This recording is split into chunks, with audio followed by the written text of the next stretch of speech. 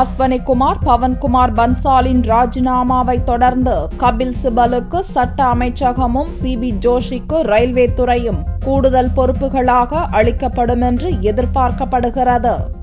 நிலக்கரி ஊழல் வழக்கு தொடர்பாக சிபிஐயின் விசாரணை அறிக்கையை திருத்தியதற்காக உச்சநீதிமன்றம் கடும் கண்டனம் தெரிவித்ததை அடுத்து மத்திய சட்ட அமைச்சர் அஸ்வனிகுமார் தனது பதவியை ராஜினாமா செய்தார். இதேபோல ரயில்வே துறையில் கோடிகள் கொழிக்கும் உயர் பதவிகளுக்கு லஞ்சம் வாங்கியதாக எழுந்த குற்றச்சாட்டின் அடிப்படையில் ரயில்வே அமைச்சர் பவன்குமார் பன்சாலும் ராஜினாமா செய்தார். கர்நாடக சட்டசபை தேர்தலில் காங்கிரஸ் வெற்றி பெற்ற நிலையில் அடுத்து வரும் லோக்சபா தேர்தலில் கட்சிக்கு கெட்ட பெயர் ஏற்பட்டுவிடக்கூடாது என்று கட்சித் தலைவர் சோனியா மற்றும் துணைத் தலைவர் ராகுல் ஆகியோரின் வற்புறுத்தலாலேயே அஸ்வனிகுமார் மற்றும் பவன்குமார் பன்சால் மீது பிரதமர் மன்மோகன் சிங் நடவடிக்கை எடுத்ததாக கூறப்படுகிறது.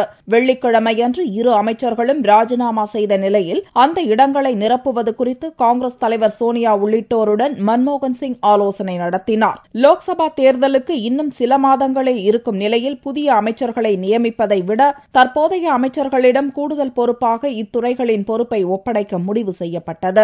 இதன்படி மத்திய தொலைத்தொடர்பு மற்றும் தகவல் தொழில்நுட்பத்துறை அமைச்சர் கபில் சிபலிடம் கூடுதல் பொறுப்பாக சட்டத்துறை ஒப்படைக்கப்படும் என்றும், இதேபோல மத்திய தரைவழி போக்குவரத்து துறை அமைச்சர் சிபி ஜோஷியிடம் ரயில்வே அமைச்சகம் ஒப்படைக்கப்படும் என்றும் எதிர்பார்க்கப்படுகிறது. இதற்கிடையே சனிக்கிழமையன்று டெல்லியில் செய்தியாளர்களை சந்தித்த அஸ்வனிகுமார் தன் மீது உச்சநீதிமன்றம் எந்தவித குற்றச்சாட்டையும் சுமத்தவில்லை என்றும் சர்ச்சைகளுக்கு முற்றுப்புள்ளி வைக்கும் வகையிலேயே பதவியை ராஜினாமா செய்ய முடிவு செய்ததாகவும் கூறினார்.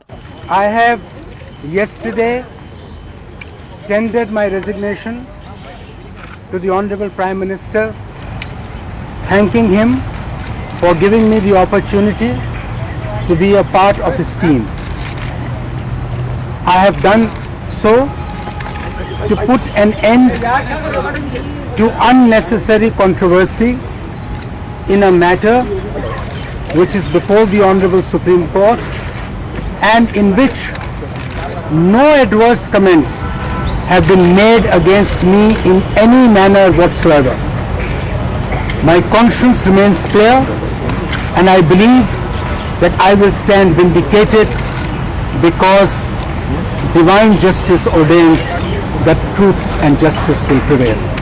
தனது மனசாட்சி தெளிவாக இருப்பதாக கூறிய அஸ்வனிகுமார், இதனால் நான் தவறு செய்தவனாக ஆகிவிட மாட்டேன் என்றும், சில அரசியல் முடிவுகள் எடுக்கப்பட வேண்டியது அவசியம் என்றும், எப்போதும் காங்கிரஸ் கட்சியின் விசுவாசமான சிப்பாயாக இருப்பேன் என்றும் கூறினார்.